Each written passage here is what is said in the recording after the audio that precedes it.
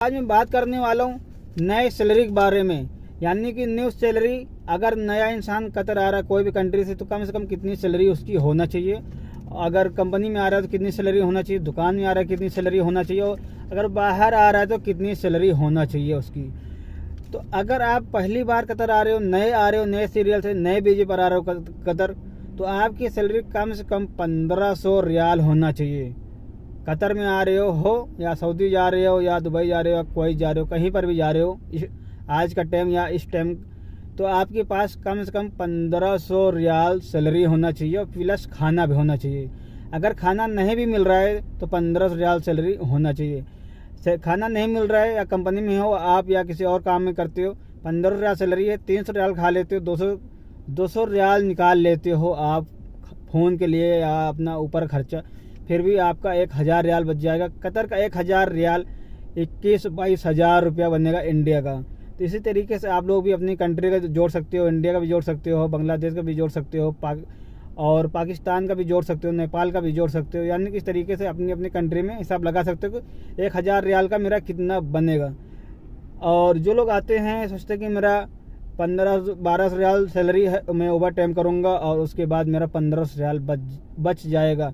अगर भाई कतर आ रहे हो तो ओवर टाइम के चक्कर में कभी नहीं पड़ना।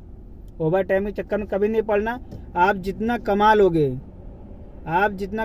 उतना आपका है। अगर आपकी 1500 रियाल सैलरी है और 1500 रियाल सैलरी में आप ओवर टाइम करते हो, ओवर टाइम आपको मिल जाता है तो बहुत अच्छा है। ओवर टाइम आपका अलग बजट होता रहेगा, पैसा बचता रहेगा आपके पास।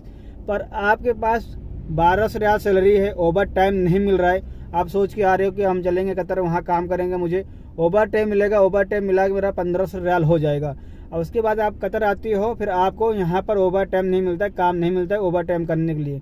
जितना घंटा ड्यूटी होता है उतना घंटा आप काम करते हो, फिर उसके बाद आपको काम नहीं मिलता है। आपको कंपनी वाले तरफ से या दुकान की तरफ से आपको छुट्टी मिल जाती है। छुट्टी मिलने के बाद आप अपने रूम में जाते हो, खाते पीते हो, नहाते धोते हो, अपना आराम करते हो, घूमने निकल जाते हो।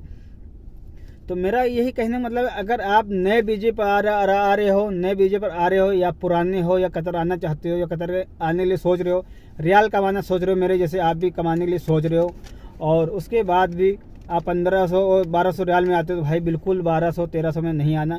कतर आना तो 1500 रियाल सैलरी से कम नहीं आना, क्योंकि कम से कम आपका 300 रियाल खर्चा हो जाएगा खाने में, 200-150 रियाल आपका फ़ोन में चला जाएगा, और कुछ ऊपर का खर्चा रहेगा। तो टोटल मिलाकर 19-20 होकर आपका 500 रियाल में हो जाएगा।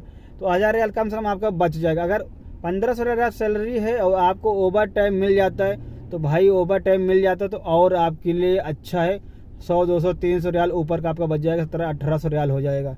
चाहे आप नए हो या पुराने हो, कोई भी हो, कतर आ रहे हो। ओवर टाइम तो एक नसीब है। ओवर टाइम आपको नसीब से मिल गया तो अच्छा है। कंपनी में काम है तो ओवर टाइम मिलेगा, कंपनी में काम नहीं तो आपको ओवर टाइम नहीं मिलेगा। 8 घंटे की ड्यूटी है तो 8 घंटे बाद आप चले जाओगे अपने रूम पे। 10 घंटे ड्यूटी है, 10 घंटे बाद चले जाओगे। 12 घंटे की ड्यूटी है तो 12 घंटे बाद अपने रूम पे चले जाओगे। वो तो काम के ऊपर है। कंपनी में काम ज़्यादा है, दुकान में काम ज़्यादा है तभी आपको ओवर टाइम मिलेगा। तो मेरे हिसाब से आप लोग 1500 से सैलरी से कम नहीं आना, और प्लस खाने की भी बात करके आना। खास करके खाना भी मिल जाएगा और बेहतर है और अच्छा है, क्योंकि 1500 रियाल आपका सेफ बच जाएगा। ओवर टाइम करोगे पूरा ही 1500 रियाल आपका बच जाएगा। उसी में फ़ोन हो जाएगा, ऊपर खर्चा हो जाएगा, खाना भी कंपनी आपको देगी। खाना मिल रहा है तो, खाना नहीं भी मिलेगा तो नसीब से आपकी नसीब खोल गई तो ओवर टाइम मिलेगा, तो उसी में खाना, फ़ोन, ऊपर खर्चा टोटल हो जाएगा और 1500 रियाल आपका बच जाएगा। नहीं आप आते हो 1200 रियाल में, उसके बाद आपको 800 रियाल बचता है। 800 रियाल में आप क्या करोगे? 18-20 हज़ार, 18-19 हज़ार रुपये अपने घर भेजोगे। 18-19 हज़ार में कुछ नहीं होता है। बाहर आने का मतलब यही है कि आपके पास कम से कम आप यहाँ पर आने में 30,000 रुपया बचना चाहिए। 30,000 रुपया कम से कम बचना चाहिए आज के दौर में। 20,000 भी कुछ नहीं है, 22,000 भी कुछ नहीं है। जिस हिसाब से महंगाई है ना, उस हिसाब से कुछ नहीं है। हर कंट्री में, हर देश में महंगाई है। तो ये सोच के चलो कि मुझे 25-30 हज़ार रुपया बचाना है। जो सैलरी हम बता रहे तो कम से कम हमने बताया कि 1500 हज़ार सैलरी होना चाहिए, नहीं तो ज़्यादा सैलरी होना चाहिए। 2200-2500 सैलरी होना चाहिए ज़्यादा से ज़्यादा, और इससे भी ज़्यादा सैलरी होना चाहिए 3000, 3500, 4000, यानी जितना ऊपर मिल जाए उतने बेहतर आपके लिए। आपके काम के ऊपर डिपेंड होता है, आपके एक्सपीरियंस के ऊपर होता है, आप कौन सा काम करते हो, कौन सा काम नहीं करते हो, कौन सा काम आपको मालूम है। तो जो नए आने वाले हैं कतर, तो भाई वो लोग कम से कम 500 रियाल आपका महीने खर्चा हो जाएगा। अगर कंपनी कुछ नहीं दे रही, सिर्फ सैलरी दे रही है, तो 500 रियाल आपका खर्चा हो जाएगा। अगर कंपनी खाना दे रही है तो 1500 रियाल सैलरी है, उसमें से आपका 1300 रियाल बच जाएगा। 200 रियाल का फ़ोन निकाल दो, ऊपर का खर्चा निकाल दो। तो इस तरीके से खर्चे हैं। और जो भी आपका राय है कमेंट में ज़रूर रखें, उसका भी हम सवाल का जवाब देंगे। और मिलते हैं नेक्स्ट वीडियो में। और भाई हम हैं इस टाइम गाड़ी के अंदर बैठे हुए, वीडियो ना रहे हैं दोस्तों, आप लोग देख सकते हो। ये हमारे हाथ में कितने रियाल हैं मैं दिखाता हूँ आपको। ये है 100 रियाल 100, ये है 10 रियाल कतर का, इधर देख सकते हो। ये है 10 रियाल, और ये है 5 रियाल कतर का,